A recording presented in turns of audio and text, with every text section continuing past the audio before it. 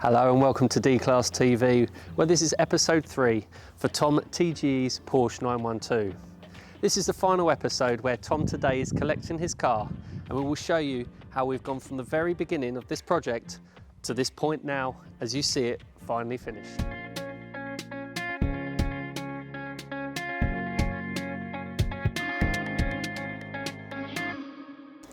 When Tom's car arrived with us, the interior was in a sad and sorry state. Badly fitted seats, damaged trim, broken parts all over the car. Basically everything you wouldn't really want to see in a nice Porsche 912 like this. Let me take you to the montage now and show where the interior started and where it is now.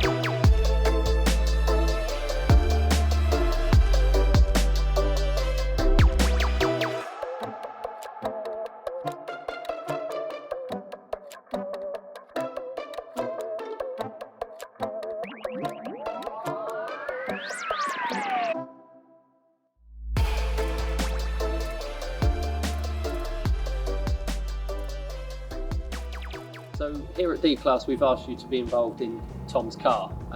How did you first initially take those design requirements and implement them into the leather that we gave you?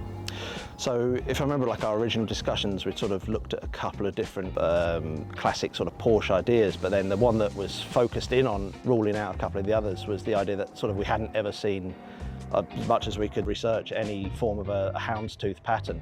So the next stage for us was to start to look at different variations upon that sort of style, start to try and create something that was a bit more to our liking, and then turn it into something that we could scale.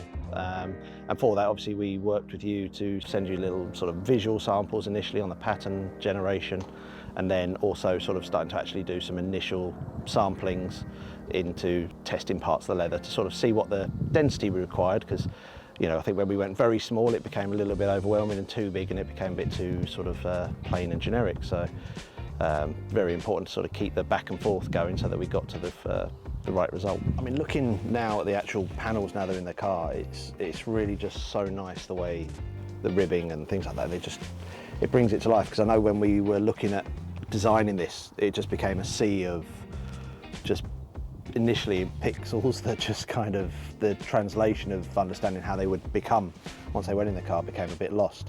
But the main thing was trying to keep in mind for such large panels what they would eventually become. So actually getting the scale They also, I don't know if you would class them as houndstooth per inch, I don't know, but we went through about 5 or 6 different sort of amounts, and the smaller it was, the more confusing it became. But this one, again, now seeing it in the car, it looks like we made the right choice together.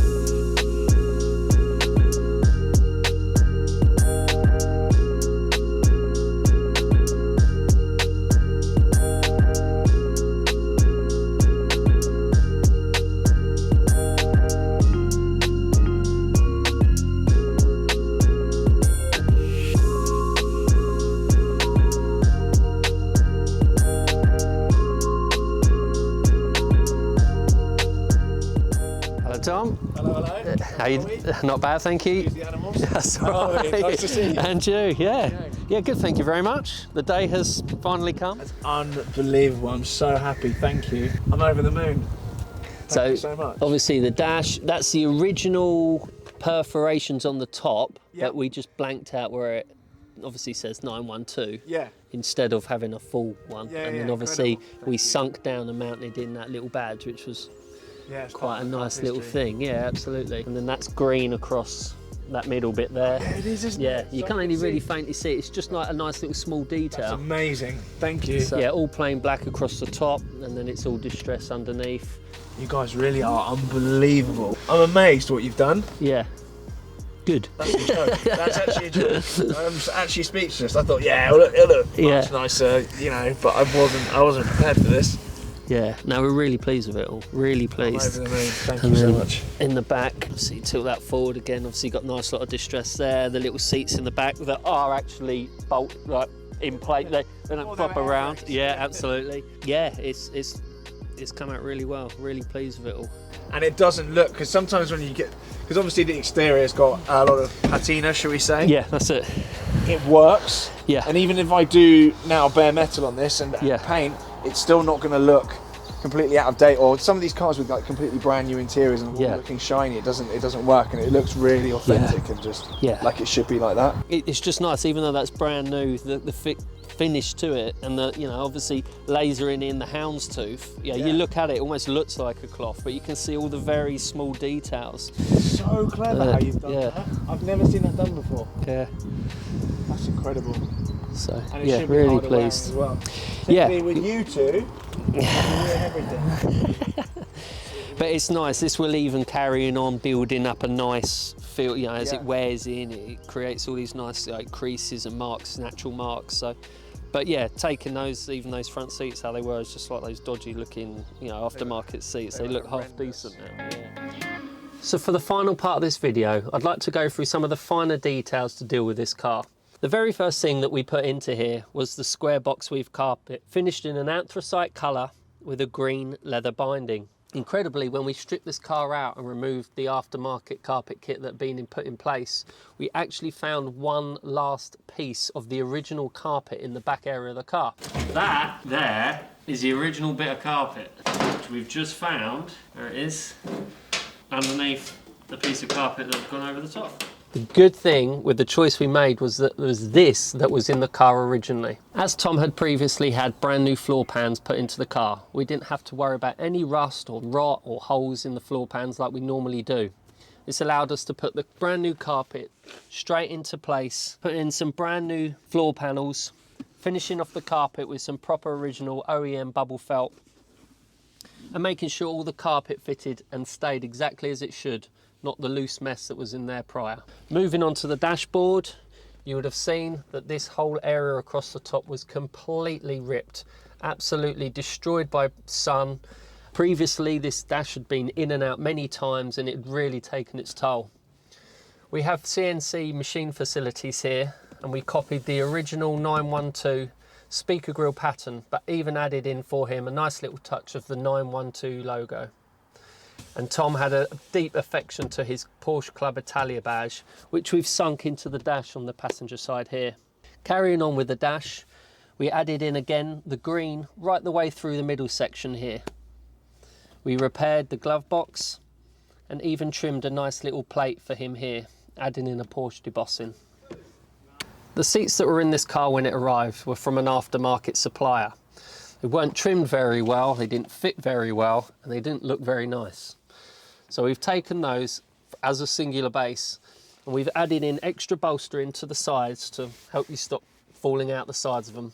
Added in the laser houndstooth, which we've discussed, and finished everything off with this distress leather with a green piping. I'm sure, as you can see now, they're actually a lot nicer place to sit and actually look really nice in the interior of the car. A nice point from where this seat originally looked from. Moving on to the doors, we've finished the lower part in a distress leather, brand new pockets with brand new elasticated cord. We fitted new window winders and door buttons. In the rear here as well, it saw just as much attention. The new carpet following all the way through. The rear seats finished in the distress leather with the lasered houndstooth finish. Put a brand new parcel shelf in there, trimmed with Porsche black Napa leather, and the lower section in the distress leather, which follows on neatly all the way around into the brand new rear quarter panels, which we made and trimmed in the distress leather as well. And while we're at it, as a finishing touch, we put brand new seat belts in, finished in a green to the leather on the binding, as the previous ones that were fitted were very dangerous. Before Tom sees us out, I hope you've enjoyed watching the video and seeing the developments of his Porsche 912.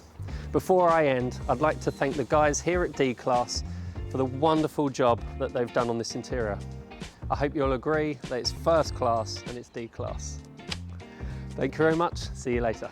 So that then is now that third and final episode of my 912 Retrim series. Hopefully you've enjoyed this little mini series on D-Class's YouTube channel. Of course, subscribe. Make sure you are subscribing. You tap the little bell icon to not miss any more episodes with D-Class, whatever they're building next.